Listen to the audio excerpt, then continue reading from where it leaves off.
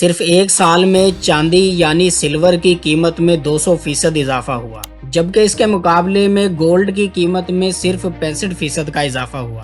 پچھلے کچھ عرصے میں ایسا کیا ہوا اور چاندی آخر کیوں اتنی اہم ہو گئی کہ چاندی کی قیمت کو پر لگ گئے اور دنیا میں چاندی کی ڈیمانڈ آسمان کو چھونے لگی؟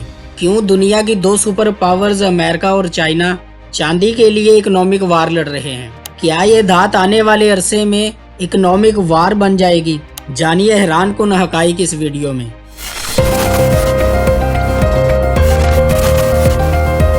السلام علیکم ناظرین، چاندی میں ایک زبردست قسم کی خاصیت ہے۔ چاندی بجلی کا سب سے بہترین کنڈکٹر ہے۔ کنڈکٹر وہ چیز ہوتی ہے جس کے اندر سے بجلی آسانی سے گزر جائے اور راستے میں کم توانائی ضائع ہو۔ چاندی تانبے اور سونے سے بھی زیادہ بہترین کنڈکٹر ہے، یعنی یہ بجلی کو سب سے سموتھ راستہ دیتی ہے۔ پرانے زمانوں میں چاندی بطور کرنسی اور زیورات استعمال ہوتی تھی، لیکن آج جدید ٹیکنالوجی میں چاندی کا استعمال انڈسٹریل لیول پر بہت زیادہ بڑھ گیا ہے۔ چاندی کا مسئلہ یہ ہے کہ اس کی اسپیشل کوئی کان نہیں ہوتی، بلکہ یہ زیادہ تر کاپر، لیڈ، زنک کی مائننگ کے ساتھ بائی پروڈکٹ کے طور پر نکلتی ہے۔ مطلب یہ ہے کہ جب دوسری دھاتوں کی مائننگ کی جاتی ہے تو ان کے ساتھ کچھ حصہ چاندی کا بھی نکل آتا ہے۔ یہی وجہ ہے کہ چاندی بھی ایک نایاب دھات میں شمار ہوتی ہے جو اتنی آسانی سے نہیں ملتی۔ میکسیکو 6300 میٹرک ٹن کی پیداوار کے ساتھ دنیا کا سب سے بڑا چاندی پیدا کرنے والا ملک ہے۔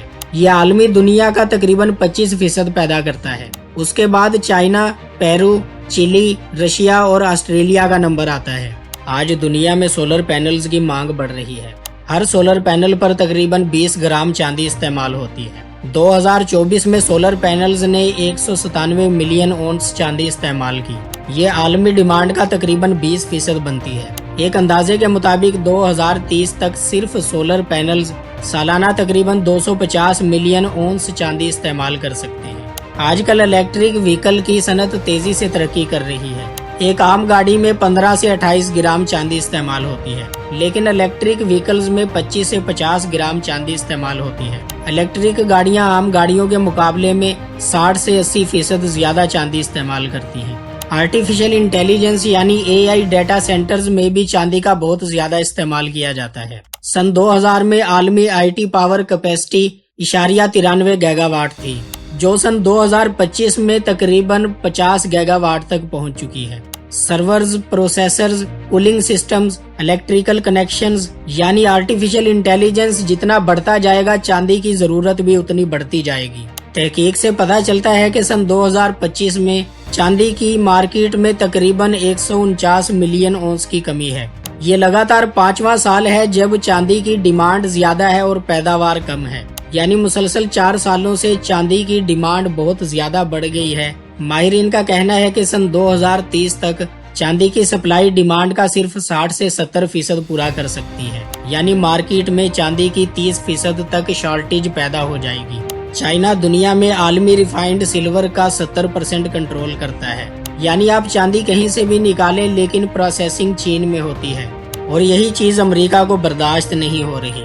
اسی لیے نومبر سن 2025 میں امریکہ نے چاندی کو کریٹیکل منرلز کی لسٹ میں شامل کیا۔ کریٹیکل منرلز کا مطلب یہ ہے کہ یہ اب امریکہ کی نیشنل سیکیورٹی کا معاملہ ہے۔ جس طرح چائنا کا چاندی پر کنٹرول ہے، امریکہ بھی اسی طرح چاندی پر کنٹرول چاہتا ہے تاکہ وہ چائنا پر ڈیپینڈنٹ نہ ہو۔